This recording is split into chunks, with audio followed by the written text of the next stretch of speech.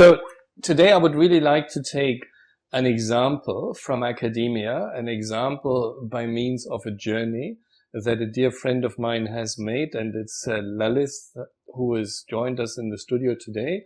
Lalith is from India.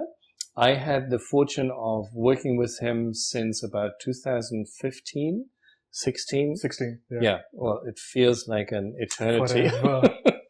But I felt, having worked in Europe and different countries, I felt that Lalith's journey could be interesting to the audience with regards to how an individual would choose to make his way or her way into academia, and what experiences came along during the first part of this career. So Lalith, I think just to kick this off, tell us a bit where you came from, perhaps, and what you're doing. What is your academic trade?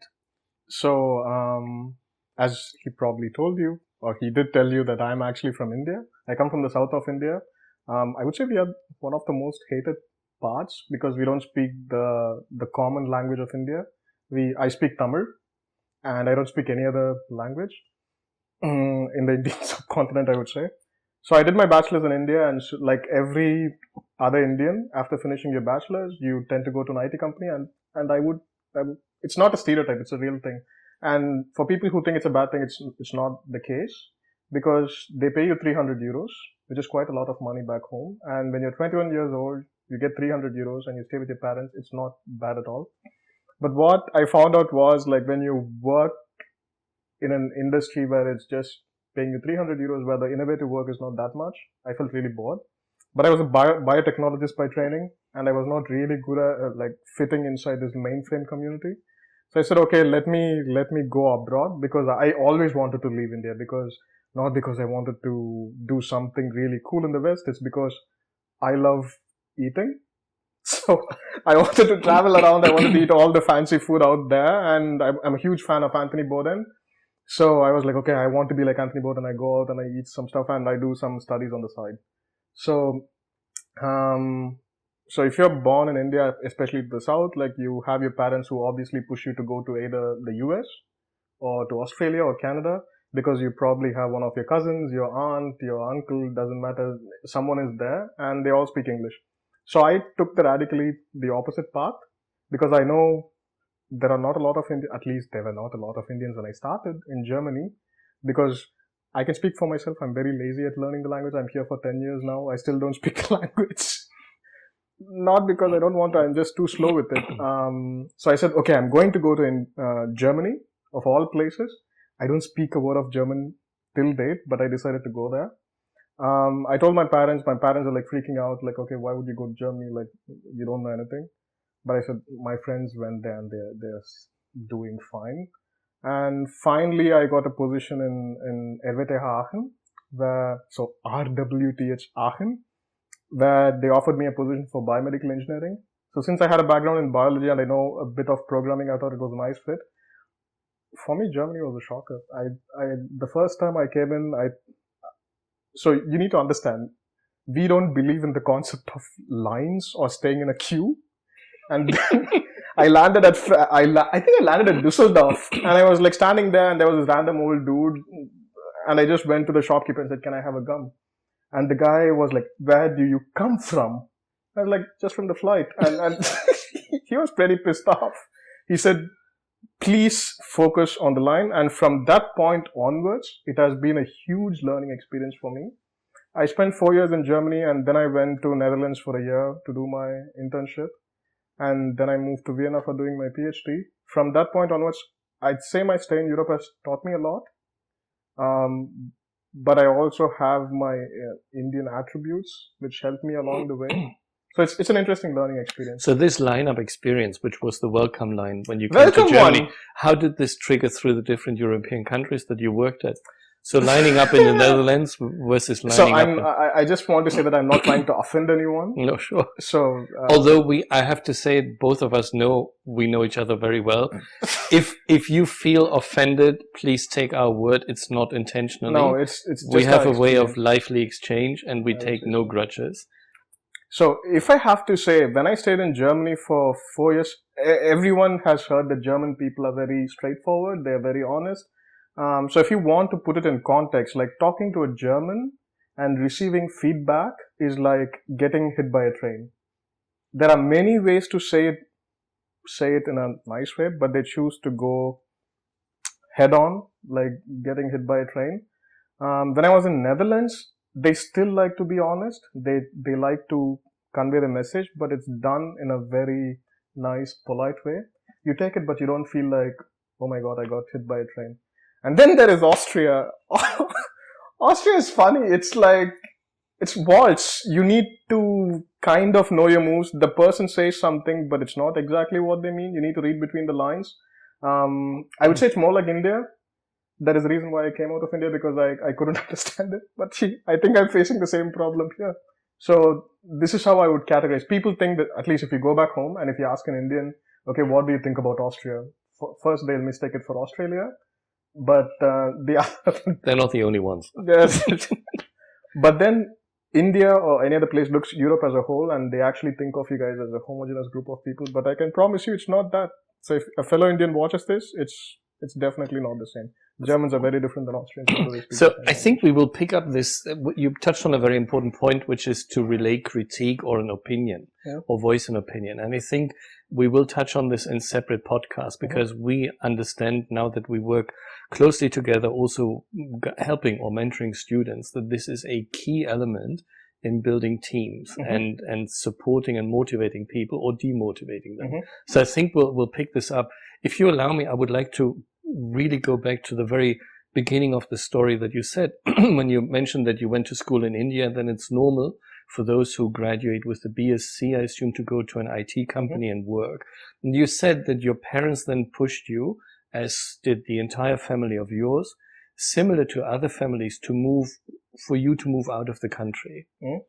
Is that a normal way of dealing with your youngsters who have just completed college or university? Are there people, what drives you? I mean, I can speak for the Asian countries as a whole. It's like, if you're in a certain economic class, I'm not talking about the caste system, so don't come after pitchforks after me. It's just like an economic class. If you're like a middle class, the only way you can go to upper middle class or something is like by raising your economic status.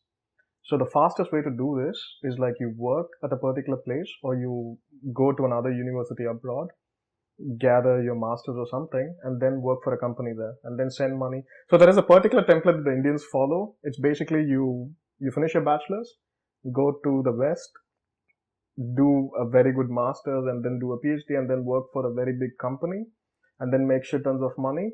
And then either you come back to India and invest that money, or you get married and you settle down in the West, because it's really like they see this as an economic stepping stone. It's as simple as that. It has to do with like jumping from one economic scale to another. It's interesting because there were a couple of studies a decade ago or so in Germany that demonstrated that should you choose an academic path, you are on par with the economic income of those who did not and perhaps went to a car manufacturing industry or more labor-intensive work, manual labor, at the age of 40. So the argument of making more money actually comes in with a delay when you choose academia. Actually, academia back home is considered as a if you choose academia, I can give my own example. When I told my father that I want to do my PhD, my father told like, it's okay, you can do the work until you get a real job. I'm not making this up. Academia is, for them, it's considered as a point where you just want to while away your time, because it's not considered as a place which gives you a lot of money. So last year I was at the Indian embassy and they were asking us to introduce ourselves, and I told I was a postdoc working here and here. And then there was a random lady who was sitting there. She was actually from the Indian community, and she said, I know these postdocs. They just sit there because they couldn't find a real job. Hurts, but the trajectory is kind of different back home. You study hard, you finish your master's or your PhD, go to a company, one of those FANG companies, I would say, like Facebook, Apple, Netflix, and Google, and then you make a ton of money. It's not about going to academia. So I know like my colleagues and friends who actually are in Stanford but still consider as a disappointment in the family. I mean, he works at Stanford. What else can he do? But still it's a disappointment. So academia is impressive until you do your master's or your PhD. after that point, if you stay in academia, you're overdoing it and it's not good for your overall prospects. So allow me to pick up on a couple of points that you laid out in your short biographical sketch for now.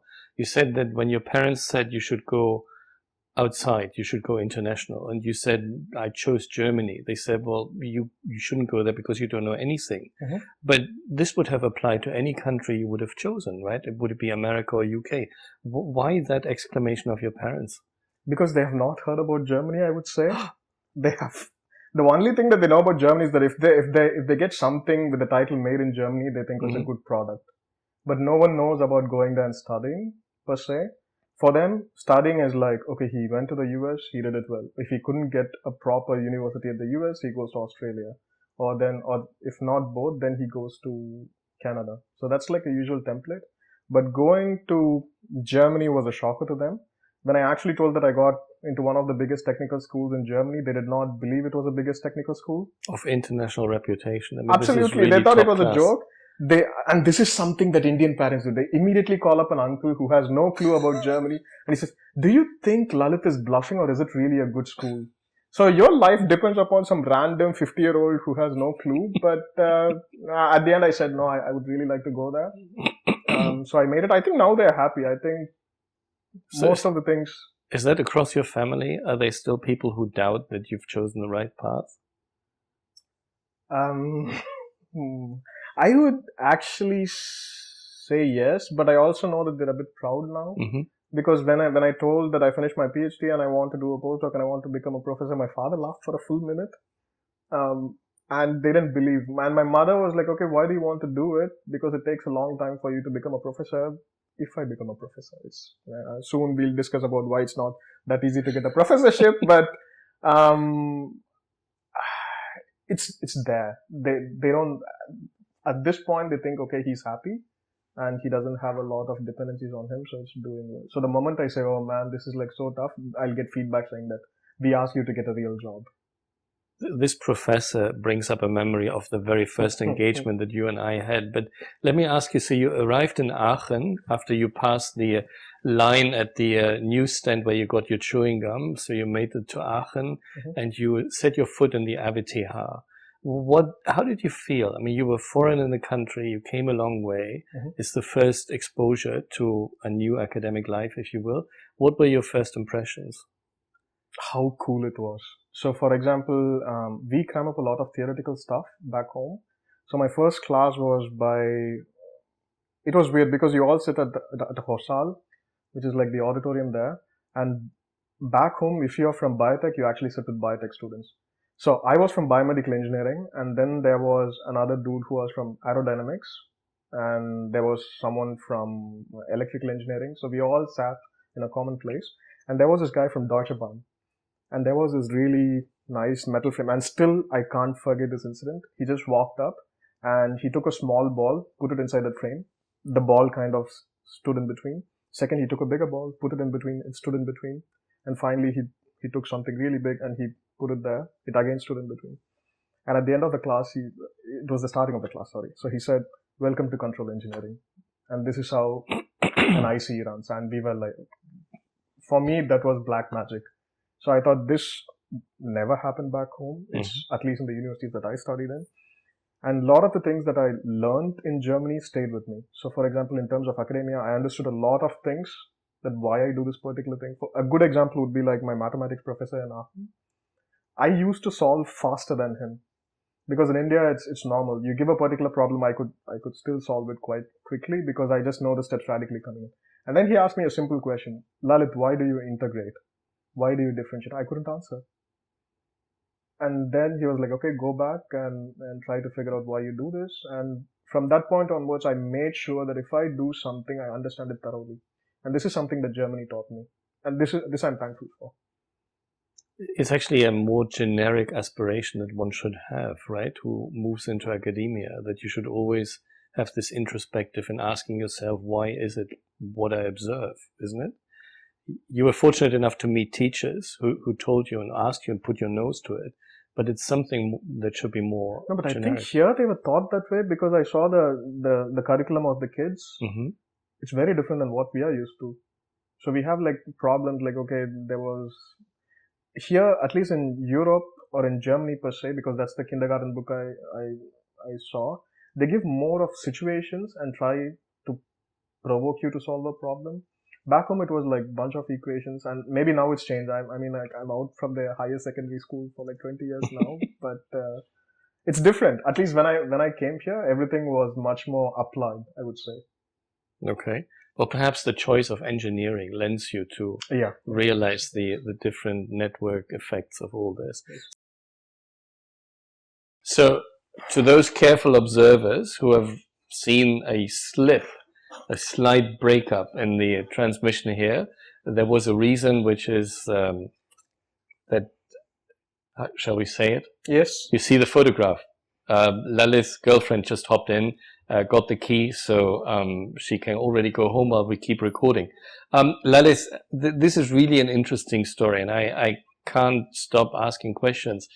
There was one aspect of your Aachen experience which struck me, and I'm curious as to how much it had affected your academic your perception of academia. During your studies at the RWTH, you actually went for a practical spell to work for Philips, an industry. Now, there are very strong ties between the two entities, which clearly bring up a lot of cool engineering thought. What did it do to you as a novice, if I can say so, to academia? Was that perceived as beneficial? Did you learn new traits, new soft skills working for them, or? So, is it okay if I be like really honest? Absolutely, that's why we sit here. So, if you ask me if Philips motivated me to be in academia, the answer is yes, because I didn't want to work in an industry after being there. Can we cut out the company's name? It's just that most of the things the main reason why I want to come to academia is because of RWTH. So the first class, it was, as I told you, it was very cool. I think after my first semester, the German grading system is 1 to 5, right? So I had a grade of 2.4 or something, or 2.8. At that point, I started really liking studying because I found out that I didn't know so much. And the funny thing is I attended 6 lectures in my 4 years of university in Germany because German professors were horrible. It's not like India, because in India the teaching is much better. But here it's more like a side thing that you do. And it's not as much rigor that you put into teaching. That's what I felt with RWTH. So wait, I have to, because that was a strong statement you make. Actually, 2 strong statements. You said German professors are horrible. In teaching, absolutely. In teaching, okay. Yeah. And teaching in India is much better. Absolutely. So try to explain this at the level of the studies that you went through, which was bachelor degree, right? In what sense was it better or worse? I would say it's more engaging, because in India you do have you do have good teachers and you do have bad teachers, obviously. But here what I felt was it was done more like a charity work, that you come in. And in fact, the more I stayed here, I understood it's kind of charity because they have their actual research that they have to do. And the teaching is more like they have to teach. Right. The problem with this kind of teaching is very simple. I'm not bashing them. The thing is, they forgot what level 0 is. I was from biotechnology. I sat in control engineering class. The guy read full on Laplace theorem, and I mean, I heard about the stuff, but I didn't know what it was. They speak to you as if you know the subject. And they have been doing this for so long that they forgot what level 0 is. In India, they actually start from level 0.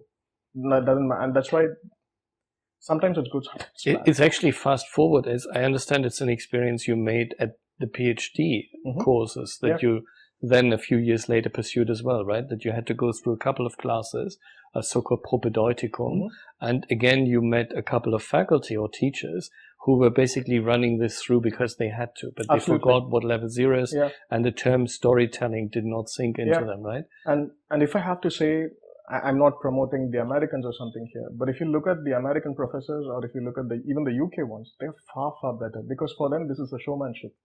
But also in America, it's kind of like business now. As a student, you're a consumer. I don't think in Germany or in Europe, it has not come to that yet, because there is no such huge fees here. But in the US, you pay a lot of money, and you expect the service. So for example, if you take like any MIT courses, they're absolutely stellar. And even if you take any other courses in the UK, I learned a lot from these courseworks. I think it has a lot to do with how your education system is. Because here it has not been completely commercialized like the US, so they do it like a charity. You can learn about it, but you can go and ask questions. The professors are very approachable.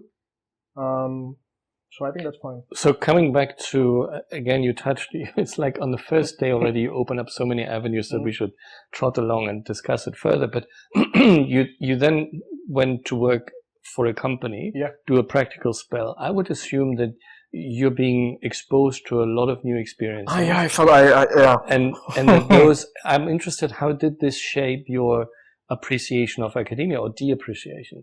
Okay, I'll tell you what happened. So I finished my coursework in Aachen, and I was also quick with my thesis. So by the time I finished my thesis, I was broke. I was really broke. Mentally or financially? Financially. Okay. I think it was Aachen. You don't have much to get broken down about. And so I went to my ex-boss at the time, and I told dude, I'm really broke. I still need to search for a job, and I don't think I'll be able to graduate within 3 months because I was stupid enough not to finish my internship. And it's like, do you want to go to work for Philips? And then I was like, yeah, sure, I'll go for Philips. But I think he gave a recommendation for Hamburg Philips, but then I got a job at Netherlands Philips. So I was like, okay, fine, doesn't matter. Philips is Philips. I'm not getting broke. And then I went there. They paid me quite a lot for an intern because they had a rule that if you're if you're from another country, you get the full salary of an intern, which was almost 4 times more than what a Dutch person makes. And Aachen is such a cheap place, I could literally throw €1 at every random person I met. So I just stayed there because the money was good. And Philips, I learned a lot about the intern community there because I think it's one of the biggest intern communities in Europe. So I went there, I just had fun. I was not really like, it motivated me so much that I want to be in industry. What I felt was it was tiring because I saw that I did not have the discipline to be in the industry because you have to be in the meetings, you need to report, you have a certain way of behaving. I was more free floating, I would say. First, I could not wake up at 8 o'clock. And second, I can't. Still have a hard time. I still have a hard time. And second, I felt that so for example, I didn't have to be a part of a meeting. I was an intern. It really doesn't matter. But they have this grammar that was there and I couldn't fit in with. And this actually strengthened my wish to go to academia. But I was already applying for positions before. So I never meant to stay in an industry. I found it was not exciting enough. As I told you, I had like a very romanticized version of university. I like the feel of going to the university. I like writing at the blackboard or the green board here because back home we have blackboards. I really like this particular thing. Even now when I go to the university, I like stealing the chalk pieces because I really like doing it. And I thought, okay, I'm going to go to the university. It has changed now, but the passion is still there. So speaking of the passion, so this passion took you then to a point where you applied for PhDs. Yes. And you ended up, not yet, hopefully, but you then moved. Actually, I ended up, I'll tell you, this is another funny incident that happened. I applied for 2 PhD positions because I was a very lazy person. So I applied for 2 positions and one was in Maastricht and the other was in Vienna. So I went for the Maastricht one and I said, I love Maastricht because it was like 45 minutes from Aachen and it's a happening city compared to Aachen. And then the other position was Vienna and I did not know Vienna existed before that. Yeah, not only Vienna. And a lot of things. So I did not know about those things. And I applied for both. My ex-boss was like so positive that I should not go to Maastricht and I should go to Vienna because it's good for my career. And he looked at me point blank in the eye and said, Lalith, I know you're not the best of the decision makers and I'm going to make one for you. I think you'll be better if you go to Vienna. I mean, the Maastricht people asked me a letter of recommendation, but they asked me to fill a questionnaire of 20 pages. I'm not going to do that. The last question was, will you hire him? I said yes. So you can choose one, but I strongly recommend you go to Vienna. So that's how I came to Vienna. Okay. So I kind of ended up here. But this bears the question, why would you believe the opinion of your supervisor? that much, because that's a major decision. Yes. Right? Especially at this early age in life. Yeah. It's one of the professions that I respect. I really respect. The reason why I wanted to be a professor is not because of the power or the money that it makes. I personally feel that I can trust my teachers. My mom was a teacher too. And back home, so we have like these 4 classes. You have the hierarchy of respect. So it's your mom, your father, your teacher, and the last one is God. So this is the 4 hierarchies that we have. And for me, whatever a teacher says, it's 90% for your good. That's the thing that I learned when I was a kid, and that advice actually is a good one. Till date, I have always blindly trusted my teachers or my professors, and it has never led me astray. I think while trust, you would agree, I suppose, trust is essential in advancing in a happy career or doing a happy life, work-life balance. That's a key element, and we will talk about this in more detail. I do think it's fair to say that one does not have to abide to anything a mentor or professor says, right? You can question it. So even though you can trust the person, there should be an atmosphere where you have a critical dialogue, right? And we've experienced this actually on multiple occasions, and I cherish this a lot. I think now it gets really personal because the site that you mentioned, Vienna, is the site that is our site, and we were fortunate enough to recruit you. Shall we very briefly let the audience in on your interview? Because there were a couple of remarks that you made that were, I would say, unusual. I was not a very pleasant person. So you applied, we invited you. Yes. And you came for the interview. It's funny we talk in front of the new PhD, but it's okay. You came for the interviews, and we asked you, why would you want to do a PhD? So we announced a PhD position, and we felt that Lalith at the time was the best and most suitable candidate. But he still had to go through one stage of the interview, which is a face-to-face meeting, where he also would be meeting the team, see the environment, etc. And we asked you, why would you want to become a PhD? And tell us what the answer was and why. So the answer was I wanted to be a professor, right? I point blank, like this naive 25-year-old or 26-year-old who looked blank in the eye, said, I want to be a professor. And then everyone started laughing, which I thought was, I thought it was a good response. And then I asked every one of them, like, okay, why did you want to be an academic or like do a PhD? And everyone said, I love my job and I do this. And then it was kind of a silly answer. You can do the same job in an industry. I mean, if you think about an R&D company like Siemens or Philips or anything, they do telephone. Take OpenAI, for example. They do R&D. They do much better R&D than whatever you're doing. No one gave me I think they were shy. No one gave me the honest answer of, I want to do this PhD. I want to become a professor or stay in an academic track. I think they were just shy, considering every one of them applied for a 10-year position. So I was the honest one. Was there the element you mentioned earlier that professors back in India take teaching more to their heart, perhaps, in a way that they cover multiple aspects of it? Was that because I know that you like doing this, you like storytelling, teaching and taking the audience from the beginning and make them grow with you? Was that part of why you said you want to become a professor? Yeah, because I think here, I don't know how it works in Europe because it's a different perception we have here of professors. Do you have like a personal relationship with your professors, or like do they advise you with something which is not just profession or your professional career? I guess it depends on who you talk to. But this only happens during the phase of PhDs, I would say, right? Yeah, because then we will talk about this too. It becomes more aggressive. It's more competitive. Yeah. And I know of a few, but not that many, very good consistent relationships with your professor. I mean, for me, even at bachelor's, like I was really close with my professors because they taught me. They also discussed like life issues, per se. I mean, I asked for like dating advices to my professors. They were really nice. They also give advices even now when I go back home. I think we really had a different culture back home. You not just like being a teacher's pet. People do actually care. I don't know how it is right now. Back in the days, they did care. I sound like an old fart. No, I would concur with this for a PhD. I was fortunate enough to have a PhD mentor who became a very close friend. It does bear challenges because at some point you need to make professional decisions that seem to hurt the friendship, and you need to play on two, instruments, if you will. So it's not always smooth riding, but I benefited a lot, and it goes back to the trusted relationship and engagement you have with your mentors. Whether or not they give you wedding advices or partnership advice, that's perhaps a different trait of it. But okay, so you had this interview and you said you wanted to become a professor. Yes.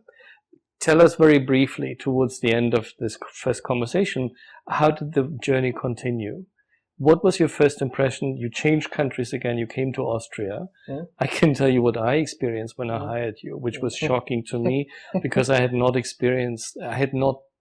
thought that there would be so much angst towards foreigners in this country. But I told you these stories. But what was your impression embarking on a PhD? I mean, the PhD part was the easiest. If I had to say, the research part was actually the easiest. For me, we will not tell it to the funding agency because there we always have to. No, actually, if I have to say, in Germany and Netherlands, I was very protected, I would say. There was no racism, there was no nothing. In fact, it was frowned upon to make a racist comment, even though if it was slapsticks or something.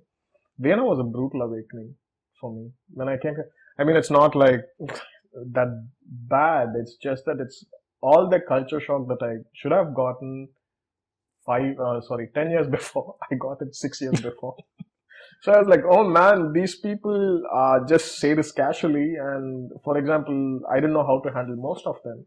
So that was one thing. The first 6 months I wanted to go back. I even wrote a letter to my ex-boss saying that you pushed me here, take me back because it's horrible here. And then I know, you know how it went. I was able to understand how to tackle these things. Because Vienna is not the last place I'm going to be in, and I'm pretty sure racism is not going to stop for the next few years, at least. Vienna gave me a lot of thick skin, I have to say. I understood how to tackle these situations. I also understood it's a slapstick humor that they have. It's a bit dark, but it really doesn't harm you in a sense, like not in the US or something. It's okay, you can bear with it. From academic perspective, I owe everything to the PhD because it boosted me as an expert in one of the things. I thought I could never say this when I came to Europe, but it boosted me to one of the experts in whatever I was doing by the end of my PhD. It was a very rewarding experience, I would say.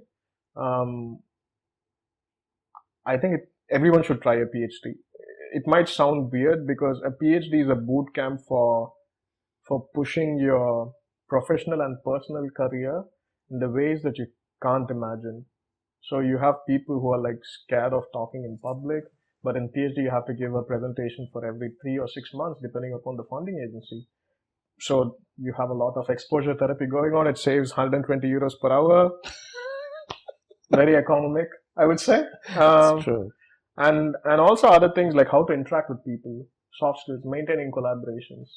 Because you have a lot of things in your personal life that you can learn from a PhD. You might be the most introverted person you have seen, but if you don't collaborate or network, you'll see how you fail in academia. So I think it's a boot camp for life in general. And I would strongly advise, if you have the capacity and the mental strength, do it.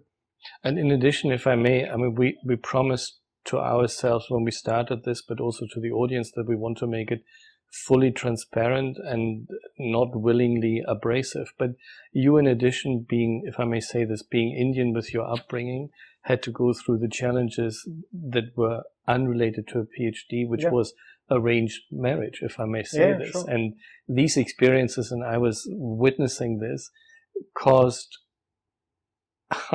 not only did they help you grow, but I understand they also caused a lot of damage. Absolutely. And perhaps we should...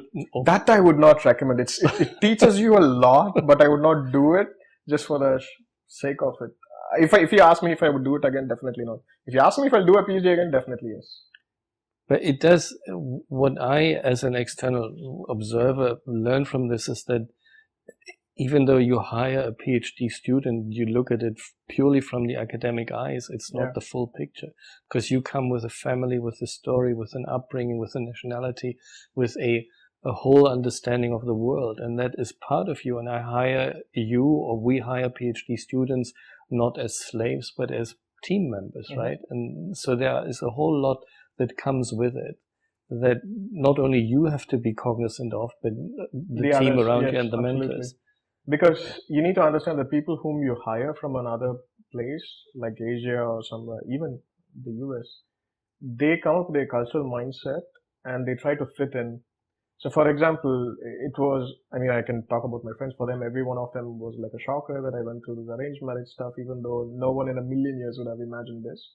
But you know, there is still a part of me that is Indian and I didn't want to offend my family and blah, blah, blah.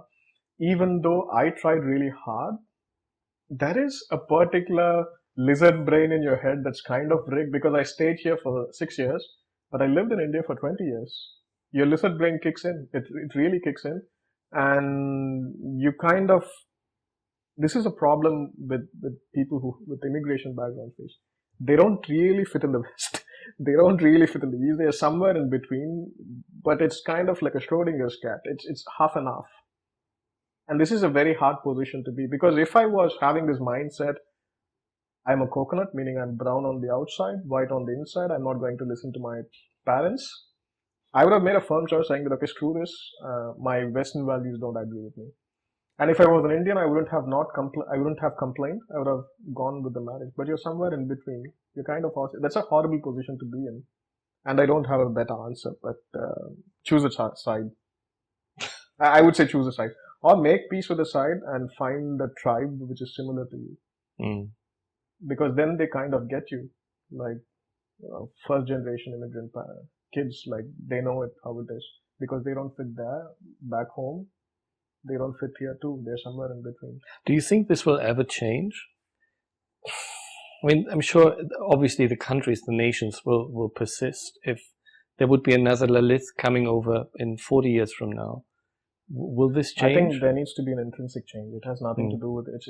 It's a society thing, and also it's the thing from an individual person as well. So if your parents think, okay, I came all the way from India, let's say I'm staying in Germany, but I'm going to instill all my Indian values onto this kid so that he behaves like an Indian in Germany, that's not going to fit. You're like going to stand odd one out. You're not going to be happy in the new community. It's kind of an odd position. And the second thing is, even Europeans or any other people around that kid, they will not take him as one of their own, because obviously they'll see the differences. So it needs to come from within and also as a society. So the parents should stop causing trauma, I would say, and the society should do the same. And I think people should just make peace with the fact that this is how it is. And that's why it's a nice time for the aliens to come in. It's not a conspiracy theory podcast. I'm just saying it would be nice for an alien to come in, because then we understand that, okay, we're all one race. It really doesn't matter. Yeah. It's a very good way. Okay, finishing up, you said when you applied in Vienna, you wanted to become a professor. Just tell the audience where you have ended up for now, and what perhaps was the biggest lesson you learned from the PhD. Being a professor is not that easy. And getting a professorship is not hard. Getting a tenure is really, really hard. And I mean, you can still do it.